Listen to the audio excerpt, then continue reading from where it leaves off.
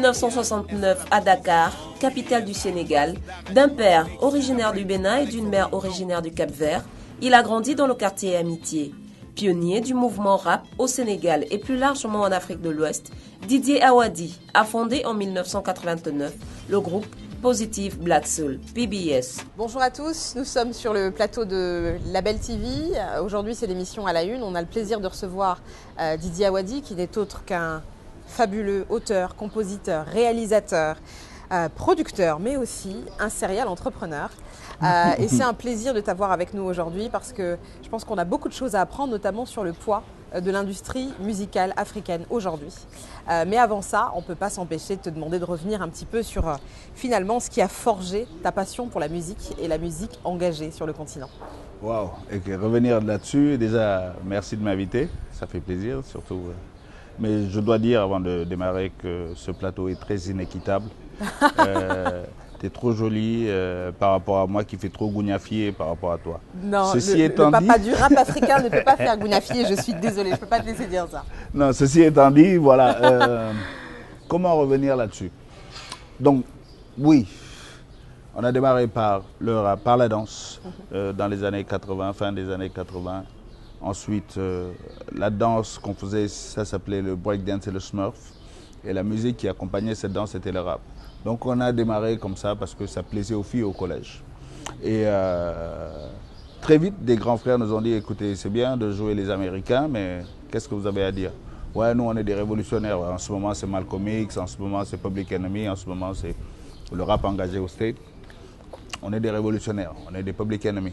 Ouais, mais dans votre musique... on ne comprend pas. C'est quoi votre projet?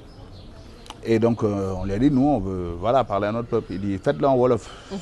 En anglais ou en français, votre anglais approximatif, il ne sert à rien. Donc, vaut mieux pas tenter. Il nous a dit, faites-le en Wolof.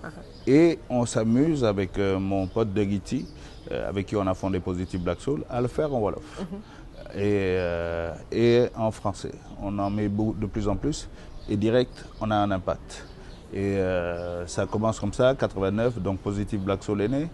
Et en 93, il y a une expression qu'on a rendue populaire. On ne l'a pas réellement créée, elle était là, quoi. Et cette expression, c'est Boule Fallé.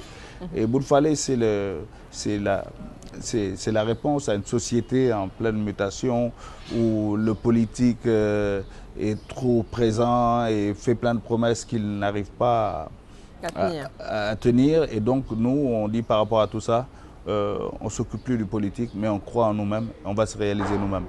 Et on va montrer une image positive de l'Afrique, donc d'où le nom Positive Black Soul. Et donc Boule Fallé est né, et Boule Fallé devient un succès planétaire, et on commence à tourner un peu partout.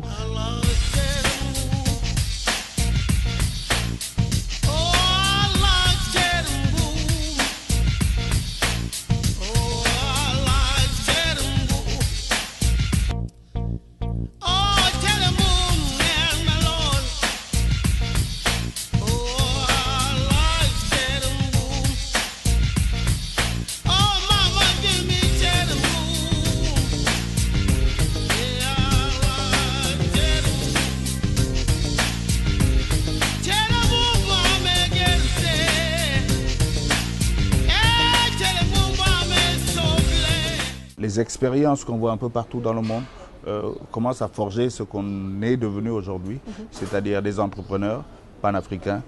Nous croyons profondément en ce continent, en ses potentialités. Et dans un continent où 60% de la population est jeune, c'est là que ça doit se passer. Et pour moi, c'est là que ça va se passer. Donc voilà ce qui nous amène aujourd'hui à être un peu entrepreneur, absolument musicien, un peu dans le cinéma, un peu dans beaucoup de petites choses. Mais on est convaincu que c'est là que ça se passe et c'est à nous de le faire. Personne ne va développer l'Afrique à notre place. À notre place. Et donc tout ça, ça date de... C'était en quelle année? Tu avais quel âge à peu près quand vous êtes lancé avec Deguedi? Quand on a commencé avec Deguedi, j'avais 20 ans. 20 ans, ok. Ouais. C'était simple de se lancer dans l'industrie musicale à cette époque-là? Franchement, en se lançant, c'était pas... Nous, on ne savait pas où est-ce qu'on allait, c'était juste une passion. Passion pour la musique, passion pour la lecture, passion pour la danse, voilà. C'est juste notre passion. Et grâce à Dieu, cette passion est restée. Mais ce n'était pas simple parce que les codes culturels que nous utilisions étaient des codes américains dans une société sénégalaise où le griot est chanteur et ce chanteur, ce griot chante le système. Ouais. Nous, on arrive, on commence à critiquer le système. Ça n'a pas de sens. Donc, c'était pas facile. On n'était pas invités sur tous les plateaux. Je peux te rassurer qu'on n'était pas invités. Ouais, c'était plus compliqué. Voilà. C'était assez compliqué parce que culturellement, il y avait un déphasage. Et il a fallu qu'on leur montre que ce qu'on faisait, c'était pas une copie des Américains. On n'essayait pas de singer, mais on essayait de faire quelque chose qui nous appartenait aussi. Parce que toutes ces cultures noires américaines viennent d'ici. Et je pense que le succès même du rap au Sénégal, c'est peut-être le fait que dans les sociétés de griots, ce type de manière de clamer la musique sur un rythme en parlant existe depuis toujours. Donc le rap a eu très vite un véritable impact. En tout cas, à partir du moment où on a parlé en Wolof des problèmes de notre société et on a osé affronter le système en le critiquant, à notre sens, positivement, objectivement, pour lui dire, voilà, notre société va mal, on aimerait qu'elle aille mieux. Alors toi-même, tu es le fruit du métissage, de ce panafricanisme que tu prônes, que tu as là profondément enraciné en toi. Tu es né à Dakar, tu es d'une maman capverdienne, d'un papa béninois.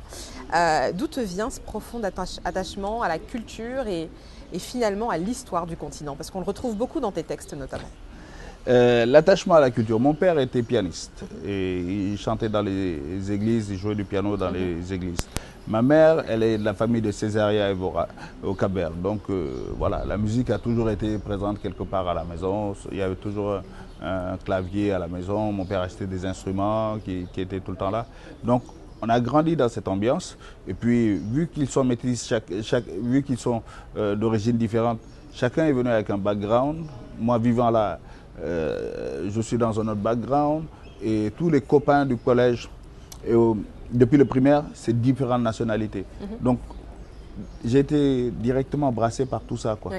Et du côté de mon père, on retrouve même un peu de la famille au Nigeria, du côté de ma mère jusqu'en Guinée-Bissau. Donc, voilà, moi j'aime bien dire que je suis un Africain avec un passeport sénégalais. Je pense que c'est ce qui me définit le mieux. Et j'ai eu la chance d'avoir des grands frères pour qui on faisait le thé, qui étaient les grands frères de la gauche sénégalaise, anciens, des rebelles, tu vois. On faisait le thé pour eux, donc on entendait leurs discussions. C'était profond. C'est là qu'on découvre Cheikh Anta Diop, c'est là qu'on découvre Sankara, c'est là qu'on découvre Sékou Touré, c'est là qu'on découvre Sankara, Malcolm X. Tout ça, c'est avec les grands frères, tu vois. Tu fais du thé pour eux, tu entends leurs discussions. Et ça commence à t'inspirer. Et puis eux, ils écoutent toutes les musiques. Certains écoutaient du jazz, les autres du Dire Straits, tout ça. Et puis toi, tu es là, tu fais du thé, mais tu t'abreuves de ces discussions. Tu t'imprègnes de tout ça. Ouais, tu t'imprègnes de tout ça. Et il te parle tellement d'un auteur que quand il laisse tomber le livre, tu le prends et tu le bouffes. Et c'est ça qui, au fur et à mesure, fait de toi un autre homme. Oui. Et alors, il y a une citation de Sankara, « Oser l'avenir ». Est-ce que pour toi, aujourd'hui, les jeunes qui peuvent avoir cette passion pour la musique, peuvent en faire un métier? Est-ce que tu conseillerais, toi, à ces jeunes qui sont passionnés par la musique, de se lancer aussi dans ce domaine-là? Est-ce qu'on peut en vivre? On peut vivre de la musique. Oser inventer l'avenir de Sankara, c'est ça. Il n'y a rien qui est impossible. Mais tout ce que tu dois faire, fais-le bien. Sois le meilleur. Oser inventer l'avenir, n'aie peur de rien. N'aie peur de rien. Grâce à la musique, on a fait du cinéma. Grâce à la musique, on fait de la communication. Grâce à la musique, on fait de la prod dans le cinéma, dans la publicité, ce qui nous fait vivre. Dans l'événementiel, on est consultant pour des multinationales comme Universal. Grâce à la musique, on est ambassadeur pour le système des Nations Unies à certains moments. Ouais, la musique mène partout. C'était une évolution naturelle de ton métier parce que c'est quand même très très large. Tu pars de la musique pour brasser et embrasser, j'allais dire, beaucoup d'autres métiers. Est-ce que c'était une évolution naturelle pour toi? Oui, moi ça coulait. C'est tout ce que je fais jusqu'à présent.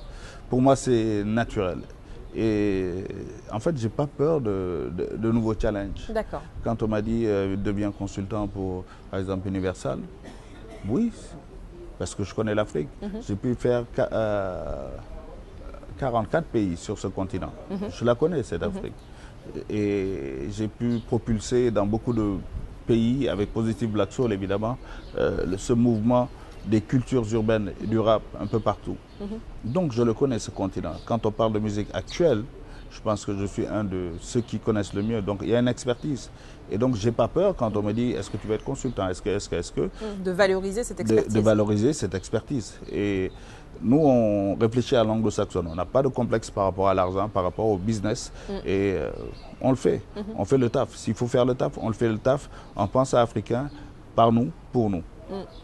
Juste pour finir sur cette partie par rapport à ton historique et l'évolution aussi de ton parcours, est-ce que tu considères que les combats d'hier sont les mêmes encore aujourd'hui? Est-ce que tu as l'impression que les thématiques que vous abordiez hier sont encore d'actualité? Oui, ce que nous disions hier, nous le disons aujourd'hui, rien n'a changé. Si tu écoutes des vieux morceaux de PBS, les challenges sont exactement les mêmes. Maintenant, est-ce que la nouvelle génération prend en charge ces challenges? Non. Évidemment, aujourd'hui, ceux qui rappent aujourd'hui sont plus bling-bling, sont plus ego trip. Mais c'est générationnel, c'est normal, tu vois. Donc le rap engagé... Le rap engagé, pour certains, ça n'a plus lieu d'être, pour certains, pour une nouvelle génération qui se dit on ne va rien changer. Donc ils ont baissé les bras. Oui. Mais nous, c'est trop tard pour changer. Nous, on est obligé de rester dans ça parce que, comme dit Fanon, chaque génération doit découvrir sa mission, l'accomplir ou la trahir. On n'a pas envie de trahir notre mission. Est-ce que tu as l'impression que ça peut prendre une expression différente? Est-ce que l'engagement aujourd'hui, chez nos jeunes, chez les artistes aussi, est-ce que ça prend une expression différente de celle que vous aviez amorcée? Moi, je pense que pour moi, le rap n'était qu'un moyen, c'est pas la fin. Donc les moyens, tu peux en prendre 10 milliards. Si tu es dans la photo, then do it. Mais défends ce continent. Si tu es dans la menuiserie, défends ton continent. Si tu es dans le cinéma, défends ton continent. Tu vois, tous ces outils doivent être utilisés pour amener notre jeunesse à se réveiller et à prendre en charge son destin. Tous ces outils. Il n'y a pas d'outils moins importants que d'autres. Alors, est-ce qu'on peut dire, selon toi, qu'il existe aujourd'hui une véritable industrie musicale sur le continent africain? Industrie musicale, ça, oui et non. Dans certains pays, il y a un dynamisme, je vais dire un dynamisme. Industrie, c'est toute une chaîne qui doit exister, quelquefois qui n'existe pas. Mais l'Africain est tellement créatif que oui, on s'en sort. On s'en sort plus ou moins, en tout cas à un certain niveau, on arrive à s'en sortir. Mais c'est vrai qu'il y a la crise du disque. Donc aujourd'hui, on est en mutation. Donc on ne vend plus de CD. Sur le digital, on essaye de vendre. Mais les gens n'ont pas encore la culture d'aller acheter sur les plateformes. Le taux de bancarisation dans certains pays est faible. Donc il y a des nouveaux systèmes qui se créent, qui s'inventent. C'est intéressant. On est dans une période intermédiaire où les choses se remettent en place et sont en train de se créer de toutes pièces. Mais si je vois le dynamisme des artistes, si je vois des marchés comme celui du Nigeria, celui du Ghana, il y a celui de la Côte d'Ivoire, un peu le Sénégal, si je vois comment les artistes tournent beaucoup sur le continent et font de l'argent sur le continent, aujourd'hui, je te dis, aujourd'hui par exemple, je tourne le gros de l'année dans l'Afrique. Avant, je rêvais d'aller tourner aux États-Unis ou en Europe. Aujourd'hui, je rêve de rester dans l'Afrique parce qu'on gagne beaucoup mieux ici. Oui. Il y a beaucoup de choses à montrer, beaucoup de belles choses à montrer. On gagne mieux déjà. Moi, je veux que le jeune artiste africain gagne bien sa vie et revienne dignement chez lui. Montrer que nous sommes des champions chez nous. Tu vois? Et aujourd'hui, les Américains, ils gagnent mieux ici. Les Européens, ils gagnent mieux ici. C'est-à-dire qu'il y a quelque chose de nouveau qui se passe. Mais est-ce qu'il n'y a pas un paradoxe? Parce que aujourd'hui, le marché de la musique, ça ne pèse que 2% des recettes mondiales en Afrique. Ça ne représente que 2% des recettes mondiales au niveau du continent africain. Est-ce qu'il n'y a pas un paradoxe? Comment est-ce qu'on arrive à expliquer ça? Parce qu'à longueur de journée, tu le disais à juste titre, qu'on soit dans le taxi, qu'on soit à la maison, la musique, on en écoute tout le temps, on en consomme tout le temps. On est profondément ancré dans les arts et dans la musique sur le continent africain. Qu'est-ce qui explique que ça représente que 2%? Parce que pour monétiser tout ça, il faudrait que Internet soit linké dans tous nos pays. Et à part les grandes capitales, Internet n'est pas puissant partout. Mais donc je pense que d'ici 2-3 ans, voilà. Parce que ça va être l'outil par lequel on va passer. Hein. Et tout va se terminer sur nos portables. C'est là que ça va se vendre, ça va être monétisé sur nos portables. C'est comme ça que ça se consomme. Même le cinéma, tout ce que tu veux, ce sera sur le portable. Donc, un nouveau modèle est à créer, est en train de se créer naturellement, mais il faudrait que le taux de pénétration d'Internet soit plus large. Et à partir de là, je pense qu'il y a beaucoup de plateformes qui naissent, des 100% africaines, des Deezer africains, des Spotify africains, excusez-moi de dire des marques, mais les modèles se créent. Les modèles se créent et je pense qu'on va y arriver. D'ici 2-3 ans, déjà la 4G est presque partout, toute l'Afrique est connectée. Maintenant, certains, pour des raisons politiques, ouvrent un peu plus la bande ou restreignent, mais bon, on va y arriver. On va y arriver, ça c'est inéluctable. Et quand on voit le taux de pénétration du mobile, tu te rends compte qu'il se passe quelque chose et on sera beaucoup plus dynamique que dans certains marchés développés. On assiste à, et c'est un peu ce que tu évoquais aussi, à l'émergence, à l'arrivée de ces majors, Sony, Universal qui ouvrent à Abidjan. Est-ce que c'est une bonne chose pour le développement de la musique sur le continent? Et est-ce que ça se fait aussi avec les producteurs locaux? Bon, je connais bien ces deux projets dont tu parles parce que c'est nous qui avons ouvert Universal à Abidjan. C'était le projet d'ailleurs pour lequel j'avais été pris comme consultant. Et parmi nous, l'équipe de premiers consultants a monté Sony à Abidjan. Donc je connais bien ces projets. C'est bien qu'ils viennent, mais ce qu'on a toujours dit, depuis, en tout cas moi à l'intérieur, j'ai toujours milité pour que ce soit un partenariat win-win avec les producteurs locaux. Et il n'y a que comme ça que ça pourra marcher. Et comment ils ça ne peut pourront se faire pas créer. Comment ça peut se faire? Non, parce qu'ils n'ont pas le choix. Ils n'ont pas le choix. Les anciens modèles, tout ce qu'ils ont pu imaginer, apprendre à l'école, dans les écoles de commerce, ça ne marchera pas ici. Il faut travailler avec les champions locaux. Et les champions locaux doivent savoir et doivent imposer qu'on collabore avec eux. C'est comme ça que ça se passe. Il faut comprendre qu'aujourd'hui, un artiste qui marche chez lui et qui est fort n'a pas besoin d'une major. Il n'a pas besoin d'une major. Mais une major a besoin de lui pour être crédible. Et si elle veut faire de l'argent sur la durée, il faut qu'elle travaille avec les champions. Donc, tout le monde a intérêt à collaborer. Une major compagnie comme Universal t'ouvre les portes d'autres marchés, mais sur le marché africain, concrètement, on n'en a pas besoin. Eux, ils ont besoin de rentrer sur ce marché émergent et dynamique. Donc, mais nous, on n'a pas forcément besoin du marché américain. Et dans les faits, c'est ce qui se passe quand même aujourd'hui? Tu as l'impression que... Dans les faits, il y a beaucoup d'artistes, tu leur dis, viens signer chez une major compagnie, ils te disent, mais... Ils déclinent. Qu'est-ce que je gagne dans leur affaire? Parce que c'est des entrepreneurs prospères.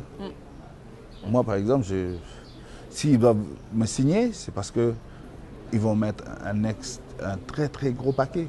Parce que mon label indépendant marche très bien. À partir de Dakar, je tourne partout dans l'Afrique et dans le monde. Donc, qu'est-ce qu'ils vont m'apporter de plus? Tu vois? C'est peut-être une force sur le marketing, dans d'autres territoires que je ne maîtrise pas.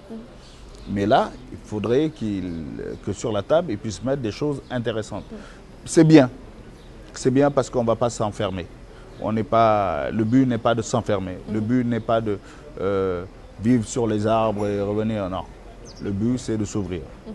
Mais il faut s'ouvrir en étant profondément enraciné et en ayant une maîtrise de son marché.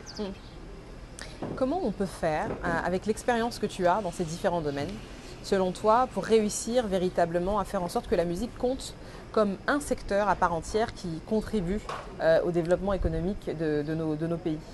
Pour que la musique contribue réellement, il faudrait que les autorités comprennent l'impact qu'elle a. Tu vois, et beaucoup de nos dirigeants ne comprennent pas l'impact économique de notre musique. Pour eux, les musiciens, oui, c'est les saltimbanques, allez, joue, fais-moi un morceau. eh bien, égayer la galerie. Ils ne comprennent pas que la musique, c'est vraiment le moteur de la culture. Et ce moteur de la culture lié au tourisme est un booster formidable. Aujourd'hui, tu prends le cas du Maroc, il y a des festivals de musique dans toutes les grandes villes. Qu'est-ce que ça fait? Ça attire tous les touristes. Tous les touristes viennent pour ça. Montego Bay en Jamaïque, ça attire tout le monde, ce gros festival. La musique au cœur de la culture et du tourisme. Tu links les deux là, tu fais de l'argent. Derrière, c'est toute une économie, plein d'économies parallèles qui se développent. Oui. Et si tu vends de la musique sur les plateformes digitales aujourd'hui avec la téléphonie, tu dois pouvoir créer des taxes. Si aujourd'hui, on a la taxe sur la copie privée, c'est qui existe dans beaucoup de pays. C'est une taxe qu'on récupère directement avec la douane sur tous les supports de musique. C'est-à-dire l'ordinateur, c'est-à-dire le disque dur, la clé USB, le CD, voilà. Tout ce qui peut diffuser de la musique prend une taxe pour la musique. C'est beaucoup d'argent. C'est beaucoup d'argent. Mais il faut savoir collecter collecter tout ça. Encourager ou accompagner les plateformes 100% africaines dont on parlait tout à l'heure. Mais il faut les accompagner et les privilégier. Music Me est un exemple, mais est-ce qu'on ne doit pas les soutenir pour faire en sorte qu'elles soient... Il faut les accompagner, les privilégier et faire une fiscalité, qui accompagne tout ça, tu vois, qui les privilégie. Il faut le faire. Il faut soutenir l'économie locale, la production locale. Alors, tu as aussi une actualité puisque tu nous as sorti. Est-ce que tu peux nous parler un peu de l'esprit dans lequel tu as décidé de te lancer dans cet album-là? Oui, l'album Made in Africa, donc le nouvel album, c'est un album après 5 ans bon, dans mon dernier album c'était en 2013 et puis 5 ans après, c'est vrai que je faisais des singles par-ci par idole, c'est mon idole, Ismaël Lo que j'adore et qui me le rend bien, Vieux Farka Touré que voilà, j'ai toujours voulu jouer avec son père et lui aussi voulait jouer avec moi, donc naturellement on s'est connecté quoi. Parce et puis aussi avec des jeunes artistes que tu nous fais découvrir. Il y a beaucoup de jeunes artistes. Il y a, jeunes, oui, José de la Côte d'Ivoire, super chanteuse. Tu as Dip Doundou Guiss du Sénégal. Bon, il y a mon partenaire de tous les jours d'Haïti. Il y a Sisla, le Jamaïcain. Il passe à Dakar, on mange à la maison, on monte au studio et un titre est né. Donc voilà, j'aime bien ça. Mouna, une super rappeuse qui est signée chez Sony d'ailleurs.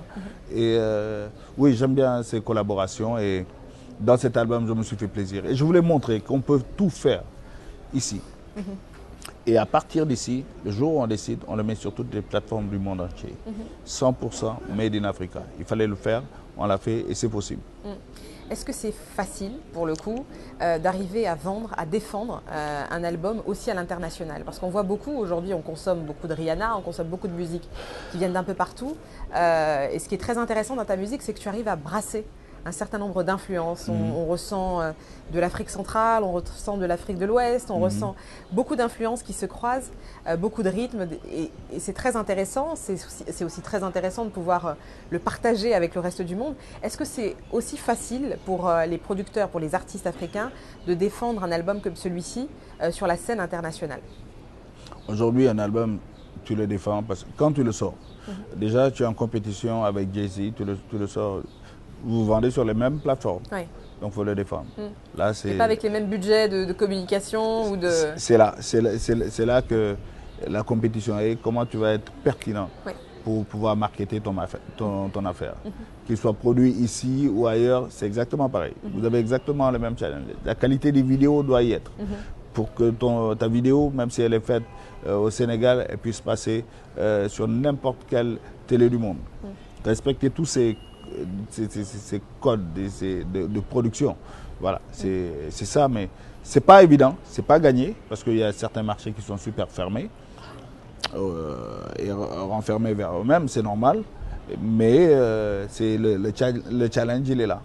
Donc ça passe par des réseaux, des agents dans chaque territoire, dans chaque continent, qui vont être tes relais. Donc le tout, c'est d'avoir le réseau et les relais. Et alors, je ne sais pas si tu seras d'accord avec moi, mais j'ai l'impression que ces 2-3 dernières années, on a assisté à... Voilà, on entendait plus de musique africaine sur la scène mondiale. On a eu beaucoup d'artistes qui existent depuis très longtemps d'ailleurs, qui ont commencé à être invités sur les plateaux télé un petit peu partout. Angélique Kidjo qui nous a dignement célébré et représenté lors d'une dernière cérémonie en reprenant un titre magnifique. Est-ce qu'aujourd'hui c'est plus simple quand on est africain de faire de la musique ou est-ce que c'est... C'est cyclique. Aujourd'hui, l'Afrique est encore à la mode. C'est cyclique. Aujourd'hui, ouais, c'est Wakanda Forever, tu vois. L'Afrique est à la mode. On est à la mode. À nous de tirer parti de ce moment-là. Ça va passer. Ça va passer, c'est cyclique. Ça part, ça revient, ça part, ça revient. Tu vois, au moment de Malcolm X, tout le monde était afrocentriste. Là, c'est Wakanda. OK. Donc, on va y aller. C'est cyclique. C'est à nous de tirer parti de ça. Aujourd'hui, notre musique influence la musique mondiale. Oui. Tout le monde va avoir sa petite guitare congolaise, son petit refrain, chanter. Tu prends la musique française, des rappeurs et des chanteurs français chantent à la congolaise. Tu te dis, mais attends, on est où là? Mais c'est intéressant. C'est un brassage. Ça se mélange, ça se croise. Ça se mélange. On accepte qu'il y a un métissage. Et le truc, il est tellement fort, c'est qu'il remonte d'en bas, que ça influence tout le monde. Maintenant, c'est à nous de capitaliser. Tu vois, l'impact qu'on a en ce moment. Quels sont tes nouveaux combats aujourd'hui? Quels sont tes nouveaux challenges? Tu es un observateur, mais tu n'es pas un observateur silencieux, tu es un observateur actif, parce qu'on connaît ton intérêt pour aussi contribuer à l'amélioration, voire l'amélioration des conditions de vie des populations et voir que les gens arrivent à s'approprier leur destin. Quels sont pour toi aujourd'hui les combats qui sont les plus prioritaires? Il y a beaucoup de combats. Pour nos pays d'Afrique francophone, il y a ce combat sur la monnaie. C'est un combat important parce que c'est de notre souveraineté qu'il s'agit. Et il est important que les jeunes comprennent de quoi il s'agit. C'est leur avenir, c'est leur futur qui se joue là. Il y a ce combat de décoincer. Là, c'est sur nos mentalités. De croire profondément à ce continent, à cette potentialité. Et que nos autorités comprennent que elles doivent transformer ici, tu vois. Transformer ici. Arrêter de laisser partir la matière grise, les matières premières, les matières. Il faut qu'ils arrêtent de laisser partir ça et qu'ils transforment toute cette énergie qui est là, tu vois. C'est ça les challenges et donc là on a commencé un film sur le franc CFA. Donc on va sortir un film qui, je pense, va être important. Je regarde aujourd'hui ce que l'Italie dit du franc CFA. Oui. Donc c'est des choses que nous disions depuis très longtemps. Et aujourd'hui, si l'Europe elle-même commence à dire, à revenir sur ce débat, je pense que c'est un débat de notre temps qu'il faut poser. Pas en étant extrémiste, mais en ayant l'intelligence de bien poser le débat. C'est pas, et ne pas qu'on nous dise, il ne faut pas qu'on nous dise que c'est un débat de spécialistes, tu vois. Il n'y a rien d'histoire de spécialiste. La souveraineté, ce n'est pas une histoire de spécialiste. C'est de la logique. Voilà. C'est du bon sens. Voilà, c'est juste du bon sens. Donc oui, il y a ce challenge-là. Il y a comment faire aussi qu'on ait plus de passerelles entre nos pays pour justement partager la culture, la musique, qu'on puisse échanger réellement. Même au-delà de la musique, hein, c'est toutes nos potentialités. C'est un peu ça, quoi. Tu vois, un peu plus d'intégration. Et qu'on accepte, qu'on apprenne à s'accepter, tu vois. Il y a encore beaucoup de frilosité. Et bon, voilà.